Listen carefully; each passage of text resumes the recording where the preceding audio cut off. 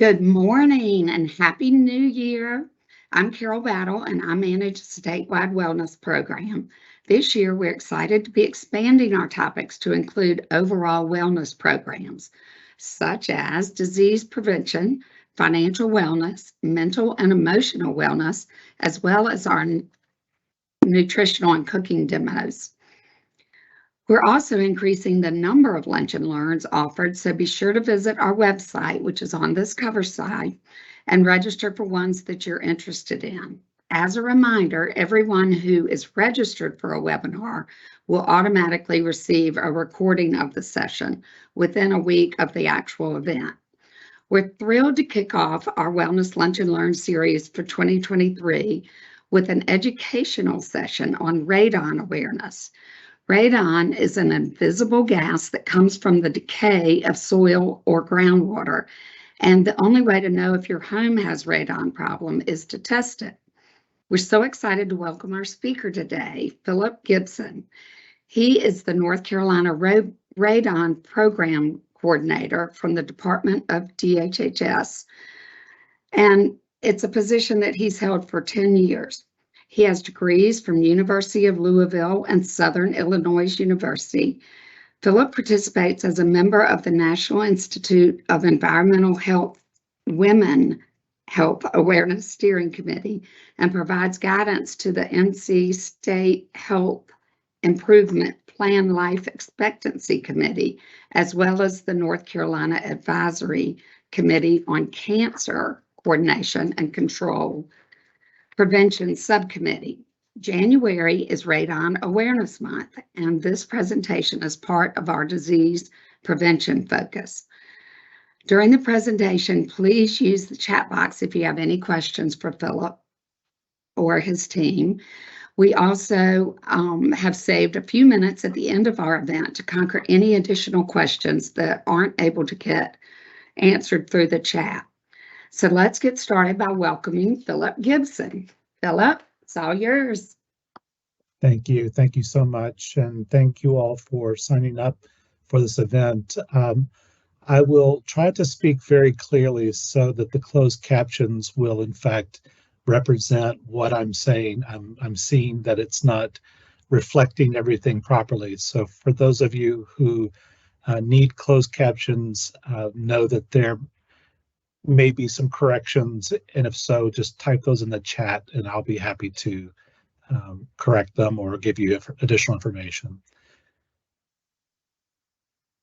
So why are we doing this in January? Well, January is National Radon Action Month. So across the United States, programs like ours are conducting a variety of educational opportunities to reach the masses, if you will, within each state.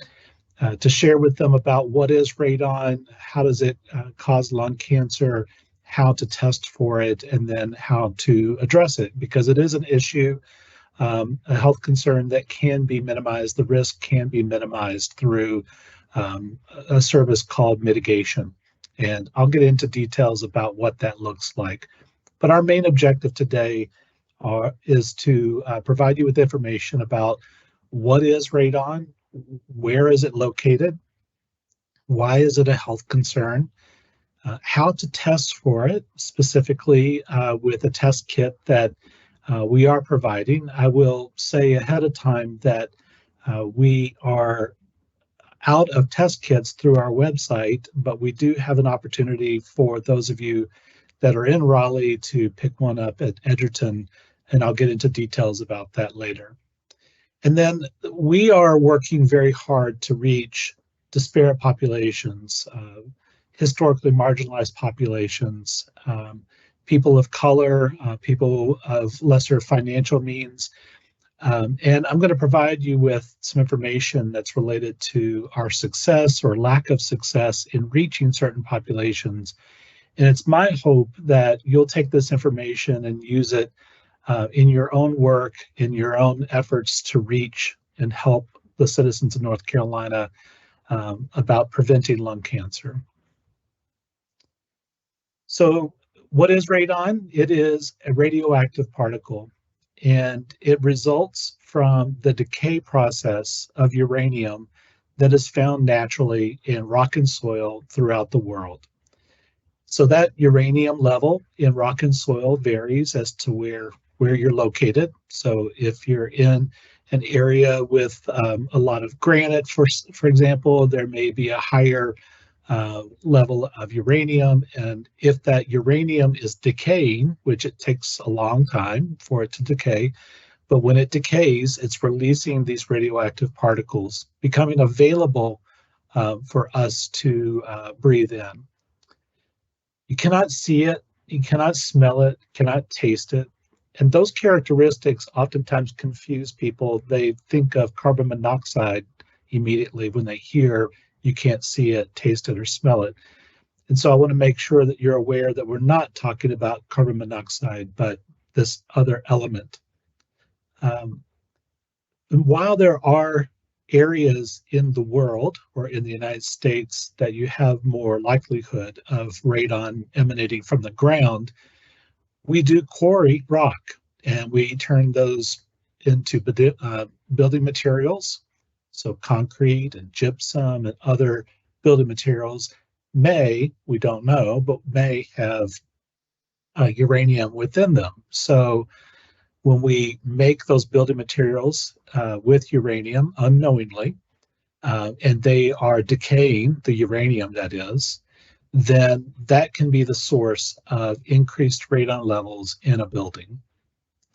So we make sure that everyone understands that any building can have the propensity to have an elevated radon level, and the only way to know is to test.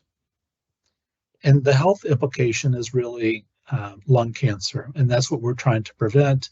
And that's why radon-induced lung cancer is a priority issue within the North Carolina Cancer Control Plan. This image that you see on the right is really just a decayed chain. So again, just representing this decay process and this is a very macro or a view from without all the details within it, because uranium decays into some other things and eventually into radium, and then some other things eventually into radon, and some other things eventually into lead, and that's where it kind of ends in its decay cycle. So, and there's time frames that are very large or small, depending on where you are in that decay chain. So for example, uranium, it takes it about 4.7 billion years for uranium to start decaying, whereas radon has a half-life of 3.7 days. So it's a very fast process compared to uranium. When we're talking about radon as an element, understand that the decay process involves also the release of energy, and that's what can cause the damage inside of our lungs. Radon itself is an alpha particle, and as can be seen in the illustration on the right, it is the particle that cannot go through paper. Beta is a different radiation form or power or energy, if you will, and it can actually go through paper but not aluminum. And gamma can go through the paper and aluminum but not lead. So for alpha particle, a radon particle, to cause damage to us in our lungs, we have to breathe it in. It is not going to go through our skin. And there was a question in the chat box about could radon damage plastic? To my knowledge, no. In fact, it wouldn't be able to go through the plastic. In fact, the test kits that are sold or given out are covered in plastic containers. So I would say based on that knowledge, then it's not going to go through and impact the test kit before you take it out of the plastic container.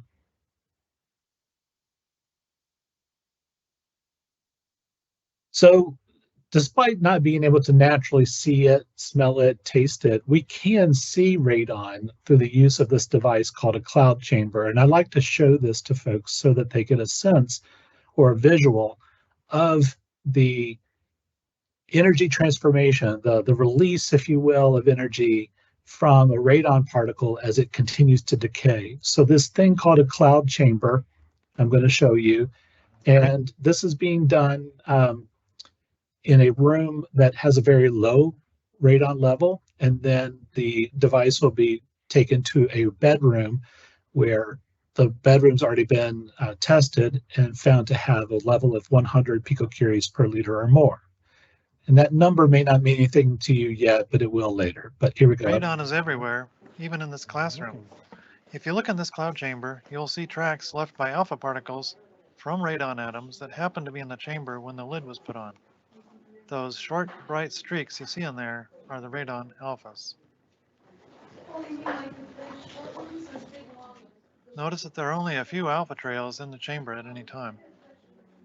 This is a very low level of radon that we don't need to worry about. But in certain parts of the country, there are houses with a lot of radon in their basements. What would the cloud chamber look like in one of these basements? This basement has been measured with a radon level of 100 picocuries per liter. Come look at this.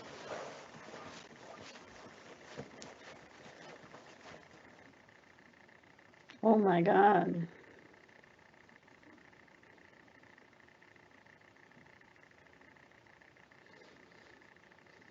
My bed is radioactive. So that goes on longer and certainly shows you the levels inside that bedroom at 100 picocuries per liter.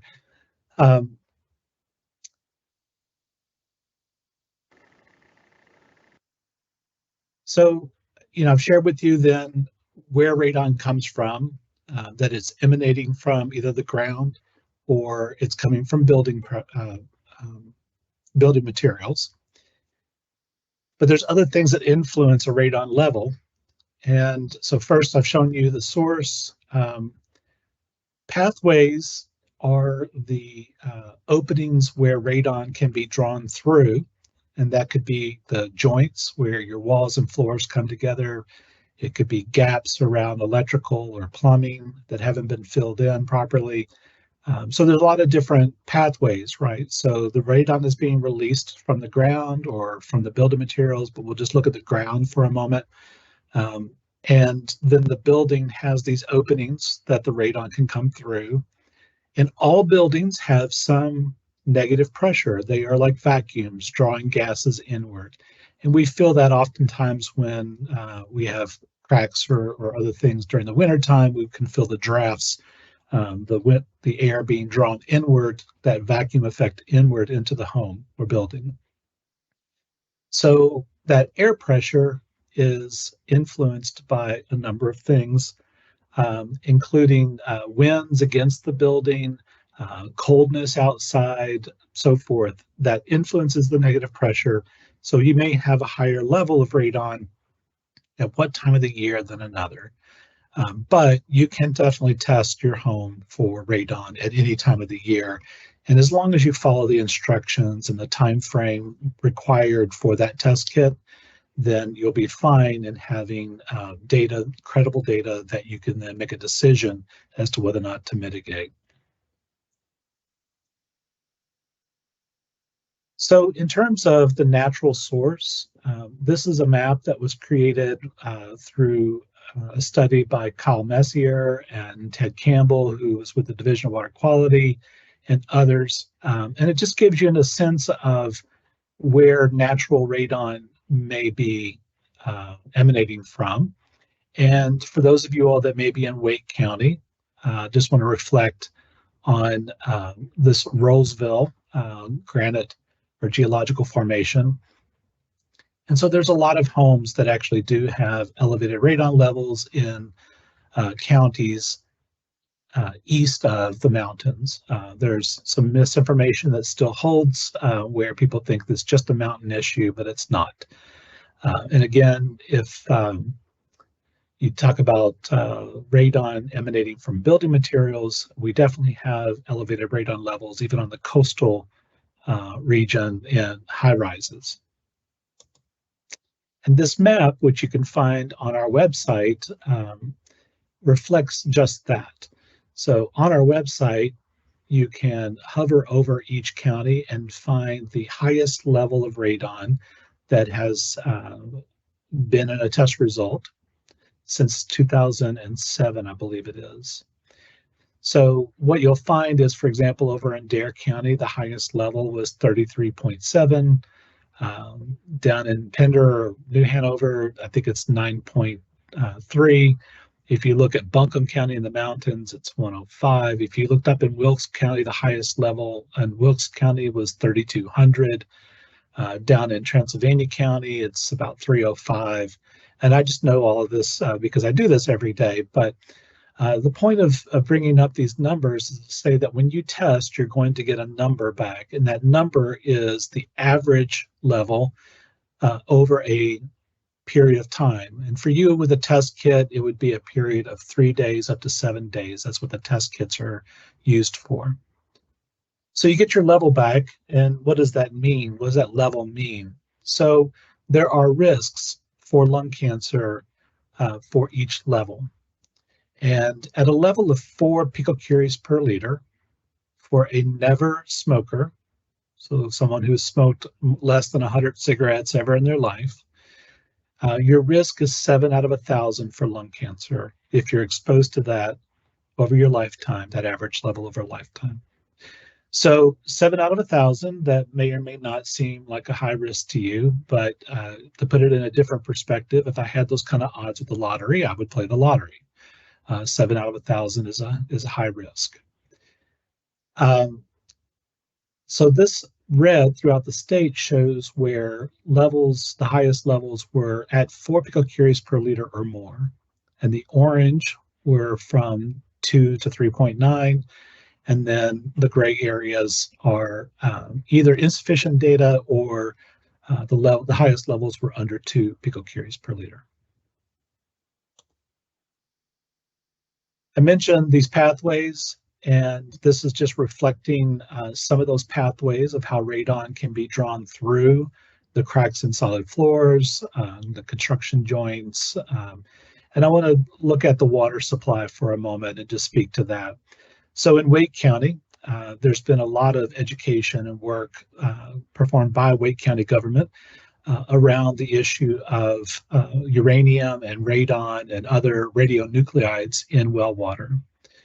If you're interested in that subject in a deeper level, please contact me and I can put you in touch with the right folks, which would be the folks in the Division of Public Health with groundwater. But we do have on our website a number of flyers, informational pamphlets that program have created around uranium and such. But here's the relationship. We know that if you test your air level in your home and you find you have a high level of radon in your air, and your home is served by a private well, your private well water may be contributing to the air level. So when you run the washing machine or the dishwasher or so forth, when you're turning on the spigot in the shower, you're releasing not just water, but any gases that would be inside of that well system, right? So you would measure your water to find out how much radon is in your water and maybe contributing to your elevated indoor air level. So that's the relationship, and I can get into more details later, but the first step is always to test your air level. And if you have an elevated air level and your home is served by a private well, then you'd want to test your well water. And the cost of a testing well water situation is around $40 for a kit. And we do have some kits in our Raleigh office, and if you're interested in that, please let me know. Air pressure, I mentioned, so we have this heat stack event, so heat's drawing gases inward through that energy. Then we have these winds that during certain weather events can push against a high rise or a building and increase the vacuum effect within that building. And then there are appliances inside of our homes that also impact the negative pressure, like exhaust fans, fireplaces, so forth. Any foundation type, any home with any foundation type has the likelihood of or has the opportunity to have an elevated radon level. There's misinformation out there that says that only homes with basements have elevated radon levels, but that's not true. The only home that may not have an elevated radon level is a manufactured home without skirting or a foundation around it. The reason so is that you have winds that are going through that space, that void. And so anything that's being released from the ground isn't necessarily being drawn directly into the building.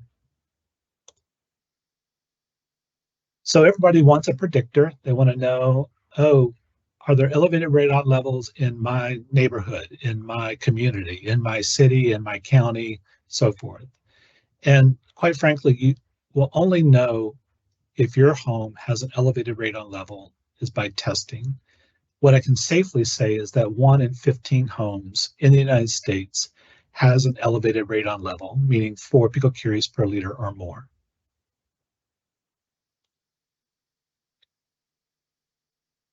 There are 3 variables that you've probably already picked up on that influence your risk for radon-induced lung cancer. So the average level, which I've been speaking about, and that's what you're testing for.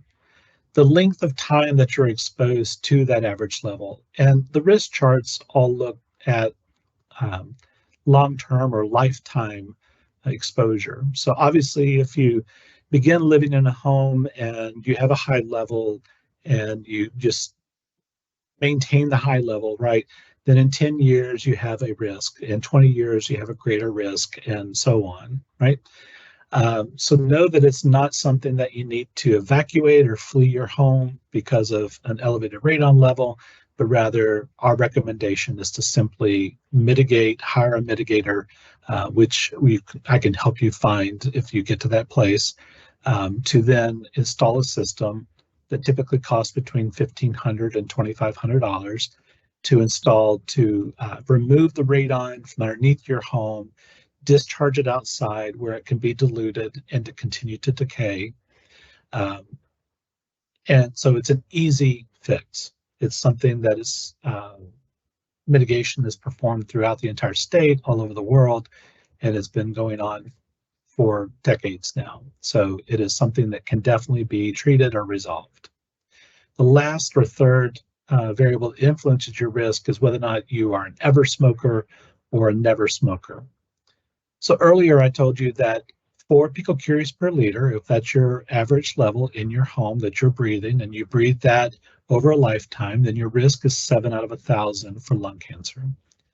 But if you're an ever smoker, even if you've quit at some point in your life, then your risk goes to 62 out of 1,000. So it's to your advantage to test and then mitigate your home. And this is the risk table that I'm reporting from. This is one that was created by the Environmental Protection Agency with the Center for Disease Control. And this is showing in 100,000 versus 1,000.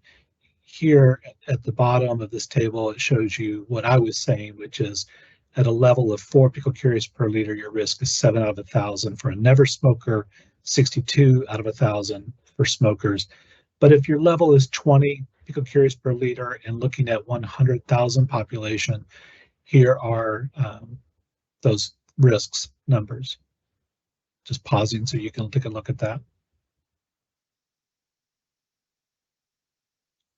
All right. So most medical practitioners, which probably many of you all out there are, see this cancer mortality table in other forms, and you're probably seeing something added to it that is not added in journal articles and such. But in the recent publication that EPA and others put together for healthcare practitioners on radon, they added this to show that if radon-induced lung cancer was listed in the cancer mortality table, it would be in the top 10. 21,000 deaths occur each year due to radon-induced lung cancer. And in North Carolina, we estimate about 450 people die each year from radon-induced lung cancer. As a result, as I mentioned earlier, radon-induced lung cancer is a priority issue within the North Carolina Comprehensive Cancer Control Plan. The recommendations or preventative actions are, in fact, to test your home and to mitigate when necessary, both for individuals and for communities.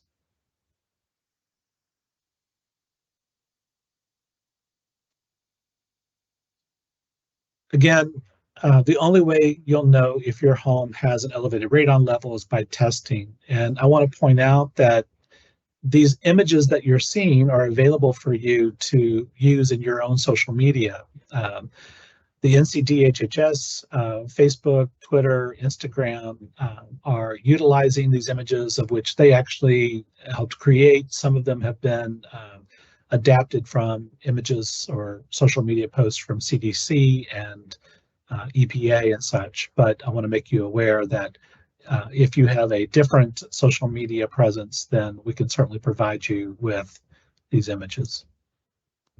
So there's a test kit that we are certainly making available for free. If you are in Raleigh, again, you're able to pick one up in the conference room at Edgerton. I'll give you that specific location at the last slide. But this is a little video on how to use the test kit. When it comes to protecting your family's health, you want the very best. With over 10 million radon kits sold worldwide, AirCheck provides you with the most trusted test available today. Before you begin your test, here's what comes in the test kit package. The plastic cardboard sampler packet, which serves as a data collection form, test device, and return mailer, and also the instruction and information sheet. After reading the instructions, take the sampler packet along with a pen and go to the lowest occupiable level of your home to determine where you will place the test device. Remove the plastic and discard. Enter the required pre-test information on the sampler packet where indicated. When choosing the best location for your test, be sure to avoid areas of high humidity like bathrooms, kitchens, laundry rooms, and wet basements. Also avoid exterior walls, heat and air conditioning vents, windows, doors, and hallways, and direct sunlight and heat sources such as stoves, heaters, and fireplaces. When choosing a test location, it is suggested that you place the kit at a height of 2 feet to 5 feet from the floor, on a centrally located wall or a nightstand or similar object. Prepare the sampler by squeezing the sides and pushing down on the inner cardboard piece. Do not remove the draft shield from the sampler packet. Using the attached hook, hang the sampler packet in the selected location. At the end of the test period, unhook the sampler packet. Remove the brown cardboard draft shield, carefully avoiding turning the packet upside down. Fold down the flap, removing the cover strip to expose the adhesive, and press the top closed to form its airtight seal. Promptly send your test device to the AirCheck lab for analysis. For more information, visit radon.com.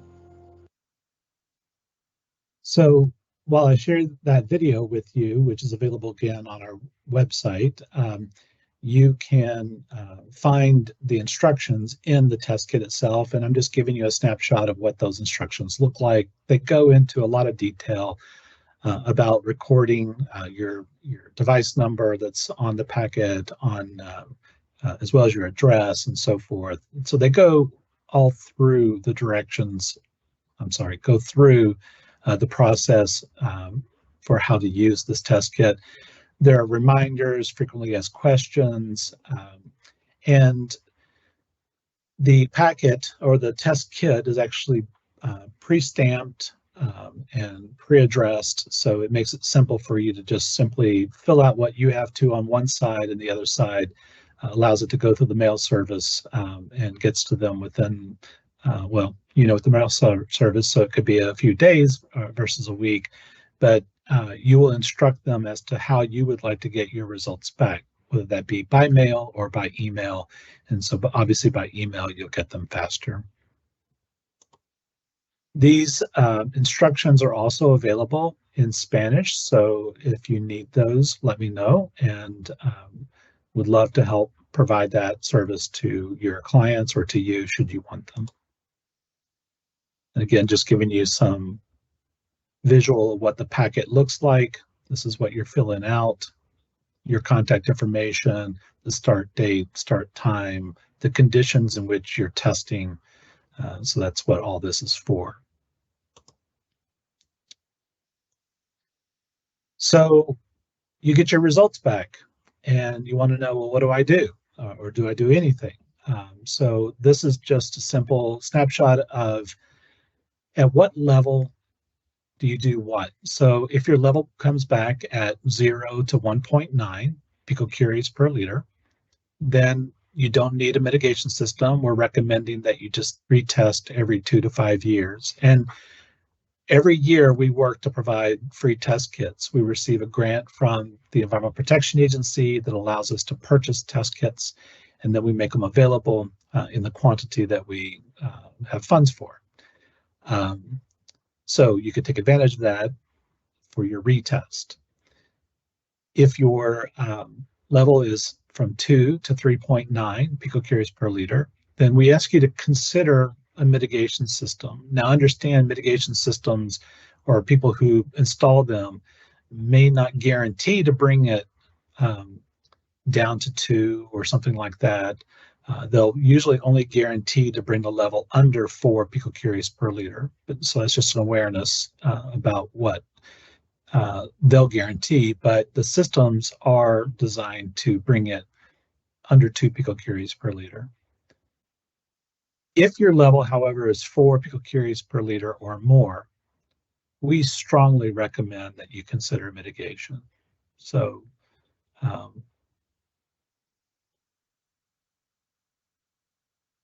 if you have a mitigation question, certainly give me a call or send me an email, but we have on our website guidance as to how to find a certified mitigator, as well as questions that you may want to speak with the persons who you're interviewing. So we recommend that you certainly consult with more than one mitigator and find out what costs are going to be incurred, what services they're going to provide, and what is in your contract with them, or your agreement with them. And so there's a list of specific things on our website to empower you to know what to talk about. The medical providers or healthcare providers guidance document is available. So if you're working with healthcare practitioners, we would love to provide this to you, to provide to them. It's available digitally, and I'm able to give a presentation to whomever, wherever, should you need that. And if you are serving patients directly, we hope that you'll speak with them about radon, the availability of test kits, whether to be to purchase or when they come available for free, and making this a part of their wellness plan. So I mentioned earlier that we're working to reach the historically marginalized population communities or populations, and people of color, and those without financial means. We actually conducted studies through the behavior risk factor surveillance system for North Carolina.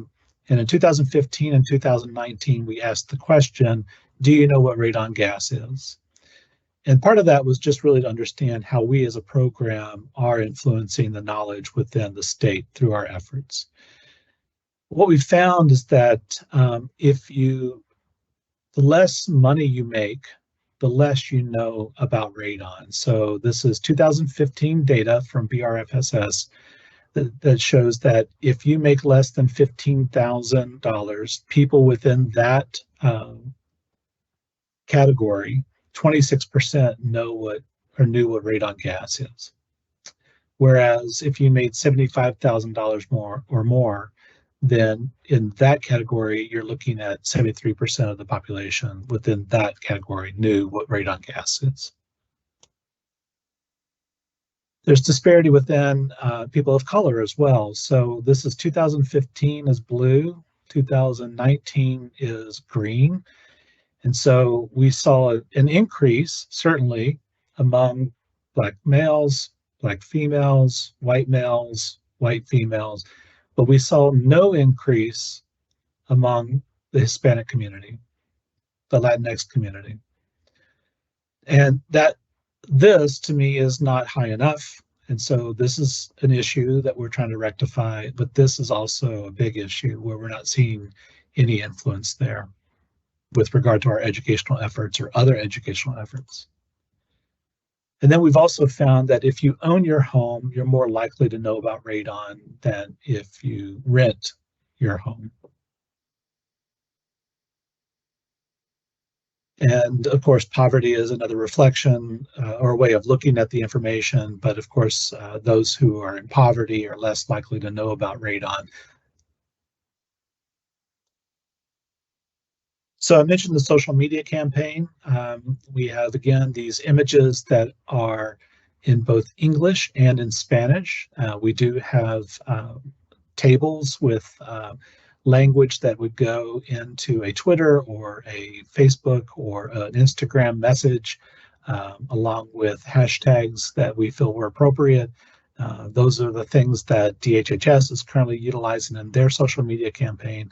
And so if you'd like to do the same, please let me know and I'll provide you the link where you can download those images.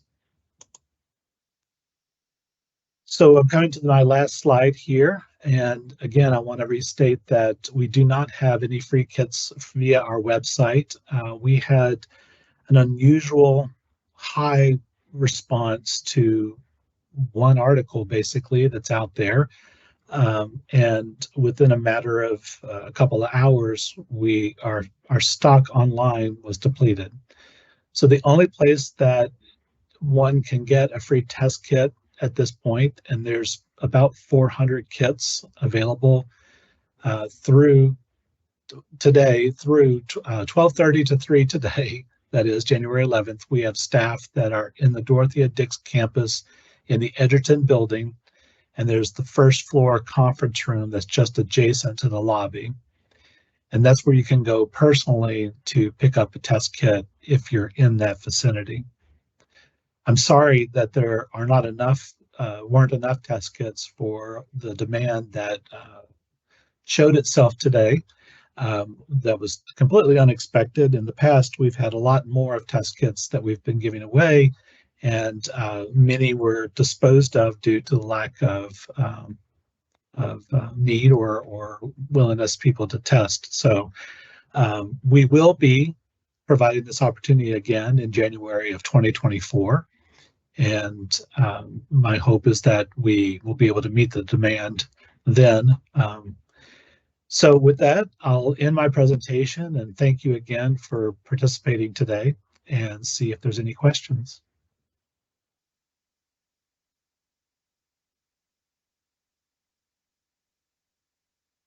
I'm not sure if Carol is able to unmute, but if not, I can go ahead and go through some. Are you there, Carol?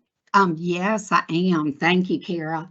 Can radon be emitted from uranium glass, like candle holders, bowls, glasses from the 1930s? Yes, it can, but I would say that the contribution to your indoor air may be minimal. There's a lot of things that do have uranium in them at different levels. And the other factor is whether or not the uranium is actually decaying and releasing anything. You know, the only way to really know if it's contributing to your indoor air quality is to test your air indoors for radon. So I would simply just get a test kit and test, and that's the best way to know. Great, thank you. Are universities and state government buildings tested for radon on a regular basis? You know, so there's no laws, rules, or regulations in North Carolina pertaining to radon. So we certainly don't get from anyone really knowledge about what buildings are being tested or mitigated. This includes homes. So the knowledge that we have really comes from the test kit data. So the test kit companies actually participate in providing us with zip code based data. So we don't know, even in that situation, what homes, just due to privacy concerns, we don't know who specifically is testing or mitigating. Okay, and this was another one. This person has a mitigation system that's attached to the side of their of a concrete slab, should it be drawing air from within the home? No, not in the home. For homes that have gas appliances, that would probably impact and create a backdraft. So really the objective for a mitigation system is to draw the gas that is being emitted from the ground. So if you have a slab on grade, for example, the PVC pipe would be placed within the slab and drawing gases from the soil that's under the home. If you have a crawl space, that PVC pipe, that suction point, will be under this poly sheeting, plastic, if you will, and drawing the gases from underneath that plastic and then discharging them outdoors. So it should not be drawing air from within your home. Okay. And how do you assess radon in new buildings or new homes from the design inception stage onward? I do So- think that most builders now are addressing radon, because when you sell a home, most inspectors are testing for radon. So certainly testing for radon is a voluntary act, and working with real estate brokers, which we provide a 4-hour free continuing education course for North Carolina realtors or real estate brokers. So it is completely voluntary as to whether or not a home or building is tested. There are a number of homes and buildings throughout North Carolina that are installing what we call passive systems, so they don't have fans associated with it. It's using the heat stack event for the suction. So it's just sort of roughing it in. And then after the home is completed, you can then test the home or the building and to see what the radon level is. If it's elevated, then the system that has been installed or roughed in is now available to have a fan installed, and then can be active, can start drawing gases at a higher level.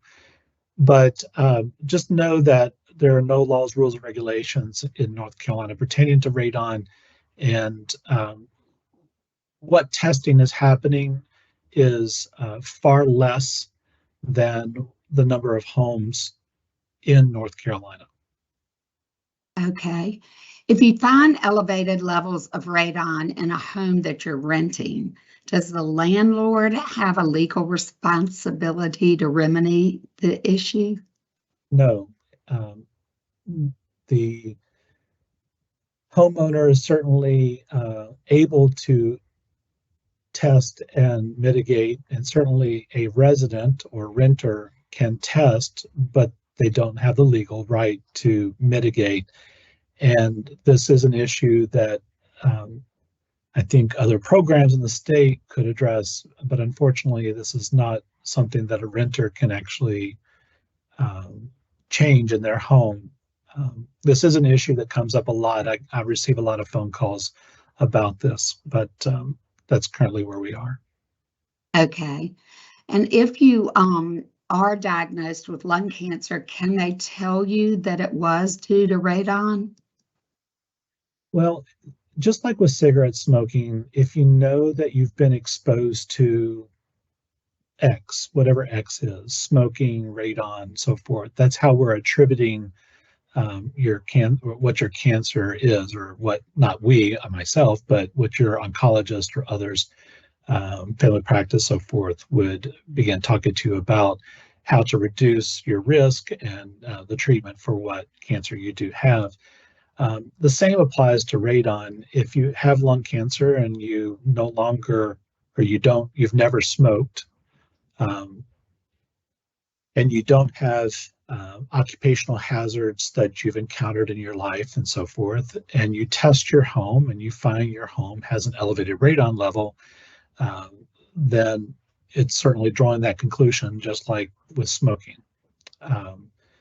So with that, there are definitely studies that have been within the United States and Europe and Canada, so forth, for decades now, that certainly show the relationship of radon to lung cancer. But really the knowledge is going to come from you testing your home to find out what you're exposed to. Okay. And are tests available like at Lowe's and Home Depot? And are those reliable? Absolutely. You can certainly purchase a test kit. Again, you can go through our website and purchase one through the National Radon Program, or you can go to hardware stores. That's where you're most likely going to find them.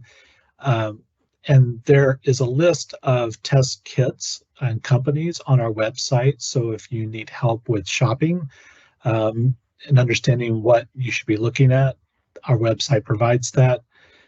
What I'll say for now is that you really shouldn't have to spend anything over $20 for a test device. And they're very credible. They are reviewed. There are devices, however, that are plug-in that monitor like a carbon monoxide detector or other things.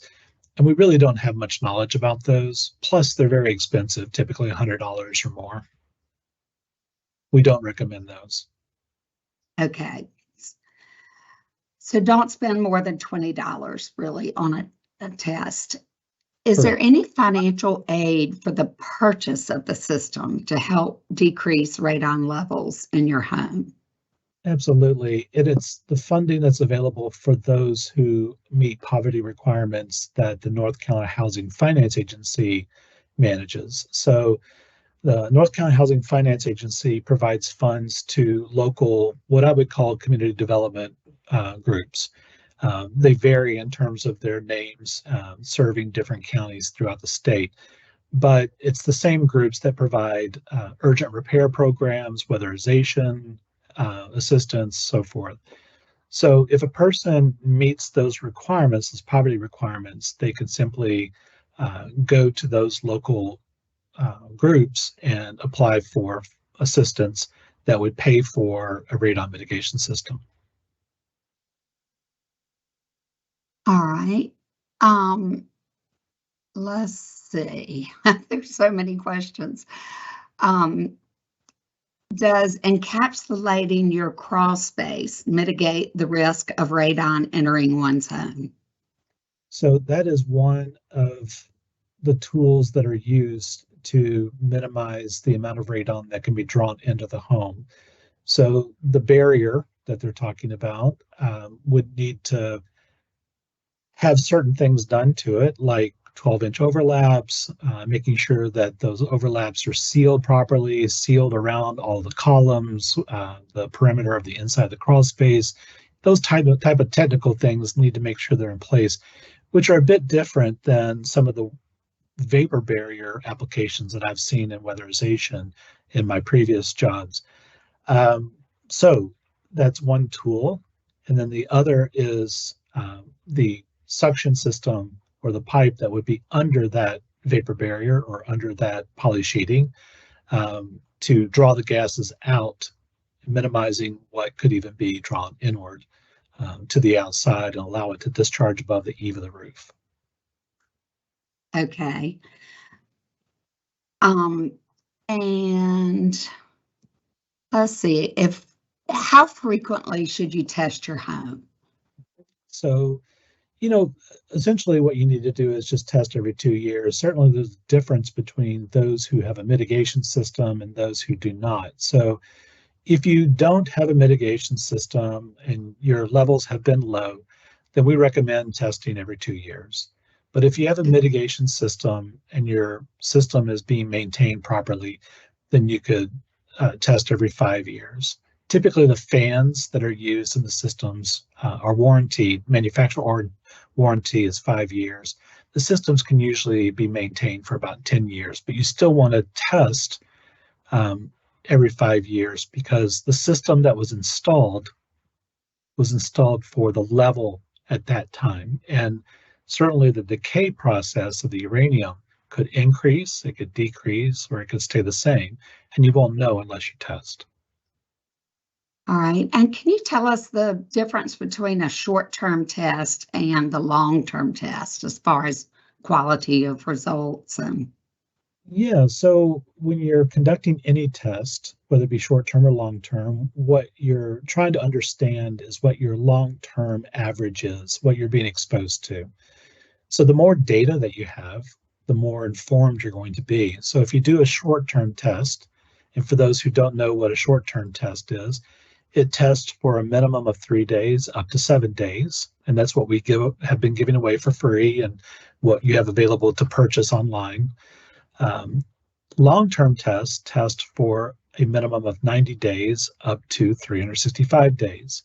So if you have the luxury of time, meaning that you're in the house, you're not trying to sell the house or something like that, then certainly using a long-term test will give you more data and information about what you're exposed to and give you a true annual average. But before you buy a long-term test, we recommend that you consider buying a short-term test. Check it out after 3 to 7 days and see if you have an elevated radon level.